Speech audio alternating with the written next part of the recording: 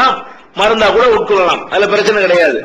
ஆனா அந்த பொருள் ஹராமா இருந்தாலோ அல்ல ஹலாலான உணவை ஹராமான முறையில் அவங்க அறுத்து பயன்படுத்தினாலோ அதுக்கு உள்ள நிலைமை என்னன்னு கேட்டா அதை நீங்க ரெண்டா பிரிக்கணும். என்ன ரெண்டா பிரிக்கணும்? உணவுகள்ல இந்த ஜெலட்டின் கலக்கிறது இருக்குல்ல, அது ஒரு வகையாகவும், மருந்துகள்ல கலக்கிறாங்க இல்லையா, அது ஒரு வகையாகவும் நீங்க ரெண்டா பிரிக்கணும். ஏன் ரெண்டா பிரிக்கிறோம் என்று கேட்டால், மருந்துகள் என்பது அது ஒரு நிர்பந்தத்திற்கு, மனிதனுடைய உயிர் காப்பதற்கு தேவைப்படக்கூடியதாக இருக்கிறது.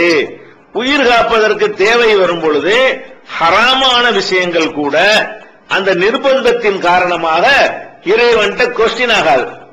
அல்லாஹ் குர்ஆன்ல 4 விஷயத்தை ஹராம்ங்கறான். 4 விஷயம் என்ன? ஹுர்ரிமத் அலைக்குமுல் மைத்தத்து, தானா செத்து போன பிராணிகள் உங்களுக்கு ஹராம், அறுக்காம அதா செத்து போச்சுன்னு வைங்க, அது ஹராமு. தமு, ரத்தம் ஹராமு. லஹ்முல் ஹின்ஸீர், பன்றியுடைய இறைச்சி ஹராமு. வமா உஹில்ல பிஹி லிகைரில்லா, அல்லாஹ் அல்லாதவர்களுக்காக அறுத்து பலியிடப்பட்டவை ஹராமு, பூஜிக்கப்பட்டவை ஹராம் என்று அல்லாஹ் 4 சொல்றான். சொல்லிவிட்டு அதை தொடர்ந்து அல்லாஹ் என்ன சொல்றான்னு கேட்டா, ஃபமனில் துர்ர கைர பாகின் வலா ஆதின், யார் ஒருத்தன் வரம்பு மீறாமலும் வலிய செல்லாமலும் ஒரு நிர்பந்தத்திற்கு உள்ளாக்கப்படுகிறானோ ஃபலா இஸ்ம அலைஹி, அவன் மீது எந்த ஒரு குற்றமும் கிடையாது. பன்றி ஹராம் தான், அதே மாதிரி ரத்தம் ஹராம் தான், தானா செத்து போன ஆடு மாடு கழுத குதிரைலாம் ஹராம் தான். ஆனாலும் நிர்பந்தத்திற்கு ஒருவன் உள்ளாக்கப்பட்டு விடுவானேயானால் அவன் மீது குற்றம் கிடையாது. இப்ப உதாரணமா ஒரு மனிதன் காயம் அடைஞ்சிடறான், நிறைய ரத்தம் வெளியேறி விடுகிறது, அல்லது ஒரு ஆபரேஷன் பண்ண வேண்டி இருக்கிறது. அப்ப அதுக்காக வேண்டி ரத்தம் வெளியேறும் என்பதற்காக வேண்டி ரத்தம் தேவைப்படுகிறது. இப்ப என்ன பண்றோம், நவீன உலகத்துல பிறருடைய ரத்தங்களை ஒரு மனுஷனுக்கு ஏத்துறாங்க. யாருக்கு அந்த நோயாளியா இருக்கிறார் அவருக்கு ரத்த வங்கிகள்ல இருந்தோ இல்ல பிரஷாக ரத்த தானம் செய்பவரிடம் இருந்தோ ரத்தத்தை எடுத்து அவருக்கு அந்த ரத்தத்தை ஏத்துறாங்க. ரத்தங்கிறது ஹராம் தானே, ரத்தம் ஹராம்னு குர்ஆன்ல சொல்லி இருந்தா கூட உயிர் காக்கிற ஒரு நிலை, ரத்தம் ஏத்தாட்டி ஆள் மண்டை போட்டுருவான், அப்ப அவனை பாதிக்கும். அந்த மாதிரி ஒரு நிலை வரும் பொழுது அந்த ரத்தத்தை நம்ம என்ன செய்யலாம், ஏத்திக்கலாம், ஹராம் தான். ஆனா உணவுக்காக ஏத்தல, உயிர் காக்கிறதுங்கிற ஒரு நிலை வரும் பொழுது நிர்பந்தத்திற்கு உள்ளாகும் பொழுது ரத்தத்தை ஏத்தலாமான்னு கேட்டா ரத்தம் ஹராம் தான். சத்துக்காக யாரும் போய் ரத்தம் ஏத்துறது இல்ல, உயிர் காக்கிறதுக்காகத்தான் ஏத்துறாங்க. அதனால அந்த நிர்பந்த நிலையில் இருக்கிறதுனால அது பாவம் இல்ல என்று இந்த குர்ஆனுடைய வசனத்தில் இருந்து நம்ம அறிந்து கொள்கிறோம். அதே மாதிரி தான் இந்த ஜெலட்டின், அதாவது கொழுப்புகள் கலந்த உணவுகளாகவோ மருந்துகளாகவோ இருந்தால் நீங்க என்ன பண்ணணும், அது ஹலாலான முறையில், சில நாடுகள்ல ஹலால போட்டிருப்பாங்க, சில நாடுகள்ல அந்த ஜெலட்டின்ங்கிறது அந்த வெஜிடேரியன்ல இருந்து செய்வாங்க, வெஜிடபிள்ல இருந்து செய்வாங்க. அது பச்சையா ஒரு மார்க் பண்ணிருப்பாங்க. இந்தியா போன்ற நாடுகள்ல எல்லாம் பச்சை கலர்ல அதுக்கு ஒரு மார்க் கொடுத்திருப்பாங்க. அது மாதிரி இருந்தா குழப்பம் கிடையாது. அப்படி இல்லாம இந்த ஹலால் ஹராமை எல்லாம் பத்தி கவலைப்படாத, நம்மளை பத்தி கவலைப்படாத நாடுகளாக இருக்குமே ஆனால் என்ன எந்த கொழுப்பையாவது சேர்த்து விட்டுருவோம் அப்படின்னு இருந்தா அது உணவாக இருக்குமையானால் நீங்கள் தவிர்த்து கொள்ளணும். அது மருந்தாக இருக்குமையானால் நிர்பந்தமாகி விடுகிறது. ஒரு மருந்து நோய் தீர்க்கணும், நோய் தீர்ப்பதற்கு சில ஹராமானதை இருந்தா கூட அதுலதான் மருந்து இருக்குன்னா நம்ம அதை பயன்படுத்துறது தப்பு கிடையாது. அப்ப அது ரெண்டை நீங்க பிரிக்கணும்.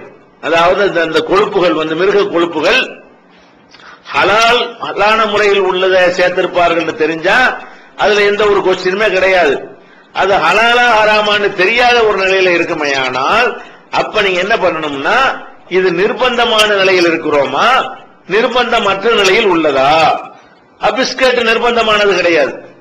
அதே மாதிரி வேற வேற உணவுகள் அதைத்தான் சாப்பிட்டு ஆவணுங்கிறது ஒன்றும் அவசியம் கிடையாது. நம்ம விரும்பினா நம்மள அரிசி கோதுமையை வாங்கி நம்ம வீட்டுல தயார் பண்ணி அதை சாப்பிட்டு கொள்ள முடியும். அந்த மாதிரியான ஒரு நிலையில இருந்தால் அது என்னவாகாது, அதை தவிர்த்து கொள்ள வேண்டும். அதே நேரத்தில் அந்த மருந்து மாத்திரை நம்மளா தயாரிச்சுக்க முடியுமா? ஒரு நோய்க்கு தான் மருந்துன்னு போடுறான், அந்த மருந்தை போட்டாதான் அந்த நோய் போகும்னு சொல்றான். அதுதான் இருக்கிறது. நம்ம மருந்து, நம்ம சோறு நம்ம தயாரிச்சு கொள்ள முடியும், மருந்தை நம்ம தயாரித்து கொள்ள முடியாது. அந்த மாதிரி ஒரு நிர்பந்தம் இருக்குமே ஆனால் உயிர் காக்குதல் என்ற ஒரு நிலை வரும் பொழுது ஹராமான விஷயங்களாக இருந்தாலும் மார்க்கத்துல அது அனுமதிக்கப்பட்டதா ஆயிரும், குற்றமற்றதாக ஆகிவிடுகிறது. அதனால் நீங்கள் அந்த கொழுப்புகளை பொறுத்த வரைக்கும் மருந்துகள்ல இருந்தால் அந்த மருந்துகள்ல நீங்கள் மார்க்கம் தடுத்திருக்கிற போதைப் பொருளையே அவன் கலந்திருந்தால் கூட அப்ப என்னவாகாது? இந்த குர்ஆன் வசனத்தின் அடிப்படையில் யார் நிர்பந்தத்திற்கு உள்ளாகி விட்டார்களோ அவர்கள் மீது குற்றம் இல்ல. நிர்பந்தம் நீங்க என்ன விளங்கிடக்கூடாது? நிர்பந்தம் தான் பயங்கரமான, நாளைக்கே செத்து போயிருவான், இதுதான் நிர்பந்தம் விளங்கிக் கொள்ளக்கூடாது. நிர்பந்தம் என்பது இப்ப நபிகள் நாயகம் ஸல்லல்லாஹு அலைஹி வஸல்லம் அவங்கள்ட்ட ஒருத்தர் கேட்கிறார், அல்லாஹ்வுடைய தூதரே, எந்த அளவுக்கு ஒரு பசியாக இருந்தால் எங்களுக்கு இந்த செத்து போன பிராணிகள் ஹலாலாகும் அப்படின்னு இந்த ஆயத்துக்கு விளக்கமாக கேட்கிறாரு. அப்ப நபிகள் நாயகம் ஸல்லல்லாஹு அலைஹி வஸல்லம் சொல்றாங்க, ஒரு நாள் காலையிலேயோ மாலையிலேயோ ஒரு கிளாஸ் ஒரு கப்பு பால் கூட உங்களுக்கு கிடைக்கவில்லையானால் அது நிர்பந்தமாயிரும். அதாவது ஒரு நாள் 24 மணி நேரம் பார்க்க வேண்டியது, எந்த ஃபுட்டும் கிடைக்கவே இல்லை, 24 மணி நேரம் ஆச்சு, காலையில சாப்பிட்டது, அடுத்த காலை வரைக்கும் தேடி தேடி பார்க்கிறோம், எல்லாமே இந்த மாதிரி ஜெலட்டினும் இந்த மாதிரியான ஆல்கஹால் கலந்த உணவா தான் கிடைக்கிறது, வேற ஒரு உணவுக்கு முயற்சி பண்ணி கிடைக்கவே இல்லை. ஒரு நாள் கிடைக்கல என்று சொன்னா நிர்பந்தமாயிரும். எப்ப நிர்பந்தமாயிரும்? ஒரு உணவு ஒரு நாள் கிடைக்கவில்லை என்று சொன்னால் அப்ப உங்களுக்கு நிர்பந்தம், செத்து போற அளவுக்கு வந்தா தான் நிர்பந்தம் கிடையாது. ஒரு நாள் எந்த உணவு ஒருத்தனுக்கு கிடைக்கவில்லையானால் அவன் என்ன செய்யலாம்? நாயே நீங்களாம், நிறைய நீங்களாம், உயிர் காப்பாற்றுற அளவுக்கு என்ன செய்யணும்? சொல்லிட்டு அடுத்த முயற்சி பண்ணணும், அடுத்து இனிமே அந்த ஹராமானது செஞ்சிடாம ஹலாலானதுக்கு பாடுபட்டு இருக்கணும். அந்த ஒரு அடிப்படை இருக்கிறதுனால உணவுகள்ல கூட ஒரு நாளைக்கு எதுவும் உங்களுக்கு கிடைக்காத நிலை ஏற்படுமையானால் வேற எங்கேயும் அலைஞ்சு பாக்குறீங்க, எந்த உணவும் கிடைக்க மாட்டேங்குது, நீங்க வாழ்ற ஊர்ல அதுதான் உணவாகவே இருக்கிறது, ஒண்ணுமே கிடைக்கலன்னா சாவ முடியாது. அதனால நம்ம சாப்பிட்டு கொள்ளலாம்.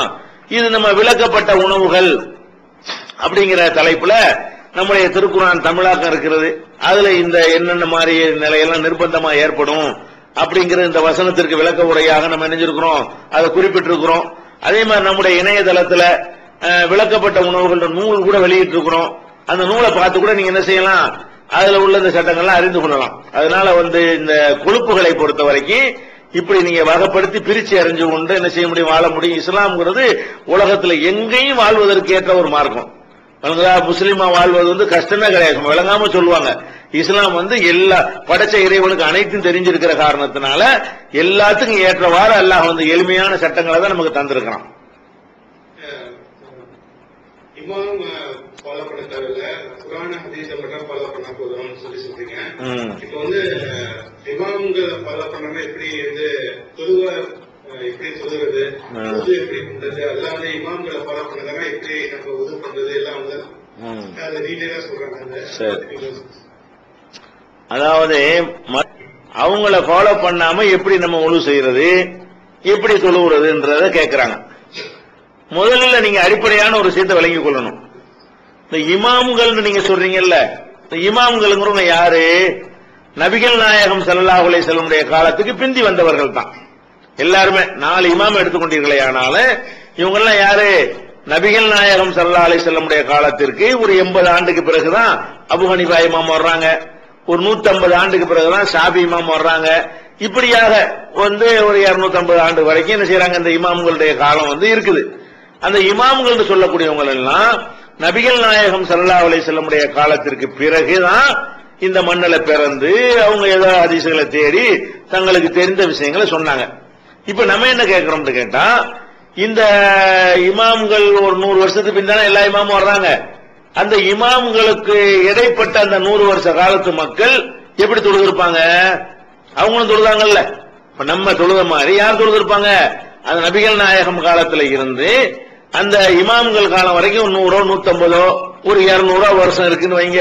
இந்த 200 வருஷ காலத்துல இருந்த சஹாபாக்கள் எல்லாம் அவங்க ஒழு செஞ்சாங்களா இல்லையா? அவங்க ஒழு செஞ்சாங்க. அவங்க தொழுதாங்களா இல்லையா? அவங்க தொழுதாங்க. எல்லா விதமான வணக்க வழிபாட்டையும் அவங்க செஞ்சாங்களா இல்லையா? செஞ்சாங்க. அப்ப அவங்க எதை வச்சு செஞ்சாங்களோ அதை வச்சு நம்ம செய்ய முடியுமா? முடியாதா? அவங்க எதை வச்சு செஞ்சாங்க? நபிகள் நாயகம் ஸல்லல்லாஹு அலைஹி வஸல்லம் உடைய ஒவ்வொரு சொல்லும் செயலும் பாதுகாக்கப்பட்டிருக்கிறது. இமாம்களுடைய எந்த ஒரு சொல்லும் செயலும் பாதுகாக்கப்பட கிடையாது. இமாம்கள்ங்கிறீங்களே, இந்த இமாம்கள் சம்பந்தமாக 1000ல் 1% கூட பாதுகாக்கப்பட கிடையாது. நபிகள் நாயகம் அவங்கள பொறுத்த வரைக்கும் ஒவ்வொரு சின்ன சின்ன அசைவுகளும் பாதுகாக்கப்பட்டிருக்கு. முடியல எத்தனை முடி வெள்ள முடி இருக்குங்கிற அளவுக்கு நபிகள் நாயகம் அவர்களை ஒவ்வொரு தோழரும் கண்காணிச்சு நமக்கு சொல்றாங்க. சிரிச்சா எப்படி இருக்கும், அவங்க எப்படி நடப்பாங்க, அவங்க பேசுவாங்க, அவங்க எப்படி தூங்குவாங்க, அவங்க எப்படி உண்ணுவாங்க, இப்படின்னு சொல்லி அவங்க வாழ்க்கையில் நடந்த ஒவ்வொரு குடும்பத்தில் உள்ள விஷயம் வரைக்கும், உள்ள இல்லற வாழ்க்கையில் நடக்கிற விஷயங்கள் வரைக்கும் நமக்கு வெளியில அறிவிக்கப்பட்டிருக்கிறது. அப்ப இந்த ஒரு மனிதருடைய வாழ்க்கையில் உள்ளது மட்டும்தான் அவ்வளவு ஆத்தென்டிக்காக ரெக்கார்டாக இருக்கிறது. புகாரி முஸ்லிம்லாம் ஹதீஸ் இருக்க. இது எல்லாம் என்ன, நபிகள் நாயகம் எப்படி செயல்பட்டார்கள் என்பதை பதிவு செய்து வைத்திருக்கக்கூடிய நூல்கள் தான். இப்ப இமாம்ங்கிறீங்களே, அபூ ஹனீஃபா இமாம் பத்தி என்ன பதிவு இருக்கிறது? ஒரு பதிவையும் காணோம். அவர்